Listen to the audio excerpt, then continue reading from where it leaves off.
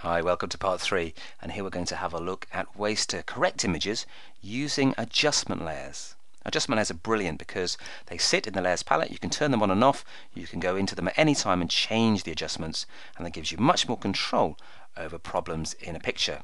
Now, what problems do we have here? Well, for starters, the dress is a little bit blown out and overexposed, so we're losing some highlight detail. The color temperature or the white balance isn't quite right either, so instead of being white, these areas here are quite blue and cold, so we need to warm those up, as well as revealing detail to the blown out highlights. And the shot is a little bit desaturated as well, so we need to boost the color to create a more attractive wedding picture. But let's kick off by restoring these blown out highlights, and to do that I'm going to use the Enhance menu, go down to Adjust Lighting and choose Shadows Highlights. And here you get a little window. It automatically tries to lighten up the shadows, so let's take that down to 0 because the shadows are fine, but we want to darken those blown out highlights. So if we click here and drag to the right, you can see that the highlights are being darkened, and we're now seeing more detail in these brighter parts of the dress. We can preview that by turning this off and turning it on again, and there's definitely a difference with much more detail showing through after an 11% adjustment. So click OK to apply the change, and once you've done that, then you've permanently changed this part of the picture. If you close the file now and then reopen it later, you won't see the original image, you'll see this edited version. And that's where adjustment layers are much more useful, because all the changes you make with those can be edited later.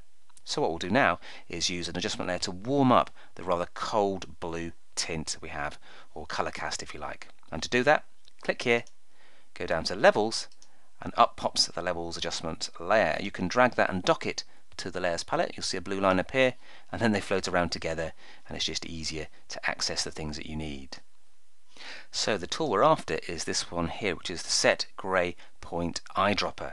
The cool thing with this is if you sample an area that should be neutral grey and it isn't, then Photoshop will correct the area to create a neutral grey. In this case, it's a cold blue area we're going to sample, so it's going to warm the image up, and that's a great way of changing the colours in the shot as a whole, just by clicking and sampling something that should be grey but is actually blue. So watch what happens when I do that. Click.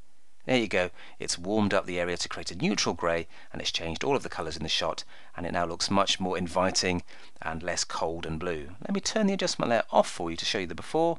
Very cold looking. Turn it on, and it's much warmer and more friendly because we've banished the blues with one click. You can also use the Levels adjustment layer to tweak a shot's tones. If you don't have a healthy spread of tones throughout the histogram, you can always remap things by dragging the highlight slider to the left to brighten up the highlights a little bit. Take that just under the graph, and you can darken the shadows by dragging this in a little bit to the right, just to remap the darkest shadows. And you can also bring out more detail in the midtones by dragging the middle slider here to the left. That's just revealing some midtone detail that was hiding in this section, like so. And the great thing about adjustment layers is there's many different types, so you can do all sorts of photo fixes from the layers palette. If we click here to create a new adjustment layer, we can choose one that will change the hue saturation of the shot, and we can tweak any color problems we have. Now you could try boosting the master saturation to make a more saturated and colorful image, but it can give us a very sort of fake tan look to the girl there. So let's take that back down to 0, and what we'll do is target individual colors so we can improve those without changing the color in the image as a whole. To do that, let's go to a colour for the flowers, go to magentas, drag saturation up to the right, and you'll see the flowers are getting much more vibrant without turning the girl orange. Let's go to the greens of the stem of the flowers, and that helps us to target specific colours and improve them without changing the colour in the image as a whole. So there's another adjustment layer in action. We can turn that off to see the colours before. You see the flowers are changing. And if I turn off this layer as well, we can see the original. So there's a much better looking shot after a few tweaks with 2 adjustment layers. Now you may find that the layers palette's getting a little bit crowded here, especially with an adjustment layer underneath. So what you can do is drag it up to here, click up here and choose Panel Options, and you can then change the thumbnail size and make them smaller, and you can fit more onto the screen like so. You can also make them larger to make it easier to see what's in each layer thumbnail, but that's a cool way of modifying the way the layers palette behaves.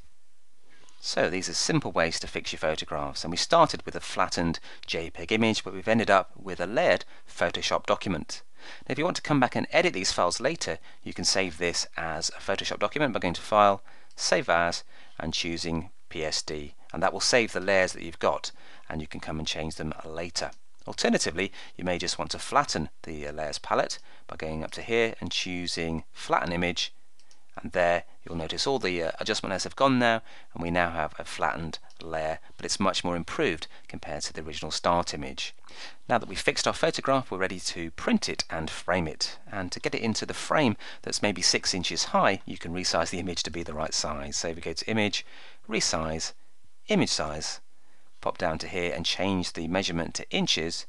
You can see it's a bit too high for that 6-inch high frame, so if we change this to 6, it will automatically change the width and preserve the proportions, because you can see they're all locked together, and that will then print out at the correct size to fit into a 6-inch high frame. It's about 6 by 4.